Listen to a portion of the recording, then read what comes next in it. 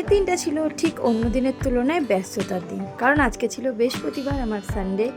আর বৃহস্পতিবার এই দুটো দিন প্রচণ্ড ব্যস্ত থাকে, কারণ হাজব্যান্ডের অফিস থাকে, উইকলি অফ থাকে ওদের।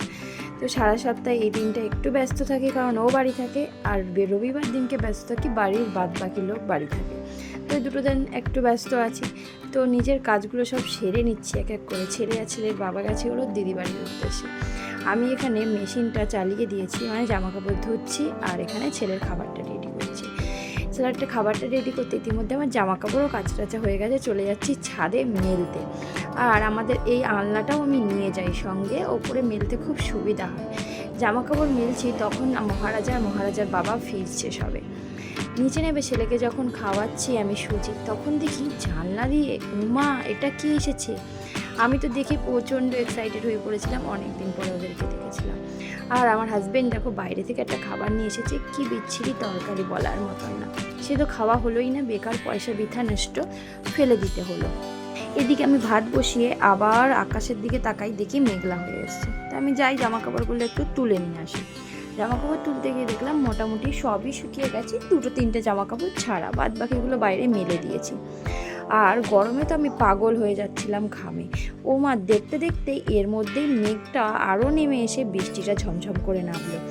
বৃষ্টিটা শুধু ঝমঝম করে নামছিল না, ঝড়ও হচ্ছিল, বিদ্যুৎও চমকাচ্ছিল আর বাজও পড়ছিল।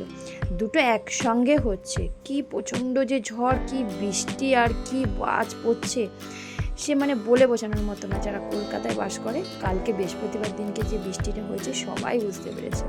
অনেক জায়গায় তো জলও জমে গেছে। তারপরে ছেলেকে খাইয়ে দাইয়ে ঘুম পাড়ে আমি চলে আসলাম নিজের রূপচর্চা করতে। অনেক দিন হয়ে গেছে ডিট্যান প্যাকটা লাগানো হয় না, তাই একটু ভাবলাম লাগাই। এদিকে হাজব্যান্ডও বলছিল এই আমাকে একটু লাগিয়ে দাও, তো যাওয়া তো হলো না সেলুনে। আমি বলছি চলে এসো, মুখটা মুছে আমি লাগিয়ে দিচ্ছি। দেখো তোমাদের সাথে কথা বলছি আর কিন্তু এদিকে সামনেই বাজ পড়ছে, আর আমার মুখের উপরে মানে আলোটা পড়ছিল, এত পরিমাণে বাজটা পড়ছে ধারণার বাইরে। পরে নিজের রূপচর্চা করে হাজব্যান্ডকে একটু দিয়ে লাগিয়ে আমি চলে গেলাম মুখ ধুতে। আর এই সত্যি এই যে ডিট্যান প্যাকগুলো আছে না, এই ডিট্যান প্যাকগুলো কিন্তু খুবই ভালো। পেনকেও লাগানোর পরে বোঝা গেছে, মানে যাদের মুখে ট্যান আছে, ট্যান থাকলে মুখে দিলেই বুঝতে পারবে যে কেমন কাজ করছে। আমি তো সারাক্ষণ বাড়ি থাকি, আমার মুখে অতটা হালকা ট্যান পড়ে না, বাড়িতে যতটা আগুনের তাপে থাকি সেই ট্যানটুকুই পড়ে। কিন্তু হাজব্যান্ডের মুখে দিয়েছি যখন, ওর মুখে ট্যানটা ছিল, ওর মুখে স্পষ্ট বোঝা যাচ্ছিল যে ওর মুখে ট্যান কতটা পড়েছিল, মানে পুরো পরিষ্কার হয়ে গেছিলো। দেখো কথা বলতে বলতে ভুলেই যাচ্ছি যে আজকে কি রান্না তোমাদের সাথে শেয়ার করবো স্পেশাল। আজকে করবো হলো চিকেনের একটা দুর্দান্ত রেসিপি। এটা আমি আগেও ট্রাই করেছিলাম, তাও একবার তোমাদের সাথে ট্রাই করে দিলাম। এখানে সব মশলাগুলো রেডি করে নিয়েছি, পেঁয়াজ কুচি, আদা কুচি, রসুন কুচি, টমেটো কুচি, কাঁচা লঙ্কা কুচি আর লেবু। মেন দরকারি হলো লেবু, লেবুটা দিয়ে শুরু, লেবুটা দিয়েই শেষ। আর এখানে লেবুগুলোকে স্লাইস করে নিলাম, এটা আমার লাগবে। আর এদিকে কাজু আর চাল মগজটাকে পেস্ট করে নেব। তারপরে মশলার মধ্যে থাকছে লঙ্কার গুঁড়ো, জিরের গুঁড়ো, নুন, হলুদ, এই সব কিছু। আর এখানে সব মশলা পেস্ট হয়ে গেছে। এখানে দেখো পেস্ট করে নিয়েছি আমি লঙ্কা, আদা, রসুন, টমেটো, পেঁয়াজ, সব কিছু পেস্ট হয়ে গেছে এখানটায়। আর এখানে চাল মগজটাকেও আমি পেস্ট করে নিয়েছি। পুরো এরকমভাবেই পেস্ট করতে হবে চাল মগজটাকে, বেশি পাতলা করা যাবে না, কিন্তু একটু আঠালো আঠালো ভাব থাকবে। মাংসটাকে পুরো ধুয়ে নিয়েছি, পুরো ফ্রেশ ধোয়া। মাংসটা কিন্তু কোনো কিছু মাখানো যাবে না, নুন হলুদ কিচ্ছু মাখানো যাবে না, সিম্পল রেখে দিতে হবে।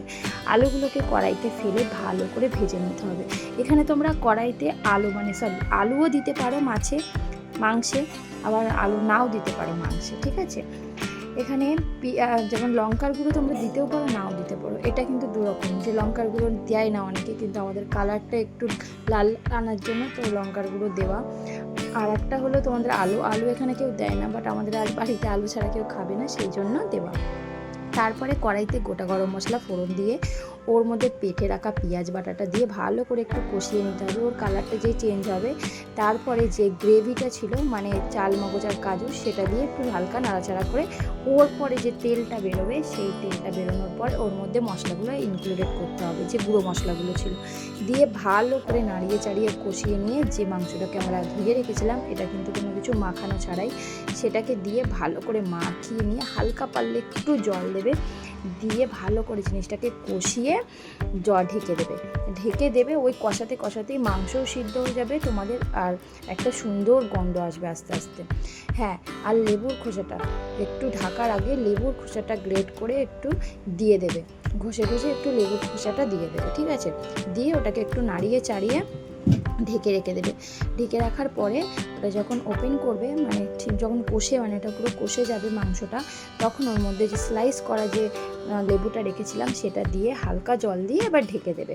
ঢেকে দিলে যে যেরকম জল, মানে ঝোল পছন্দ করো, যারা ঝোল খেতে চাও ঝোলও ভালো লাগে, আবার মাখা মাখা টাইপের ভালো লাগে।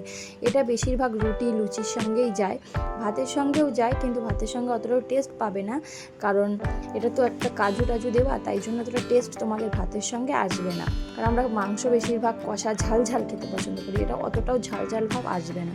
আশা করি বোঝাতে পেরেছি তোমাদেরকে। নাও, মাংস আমার তোমাদের সাথে কথা বলতে রেডি।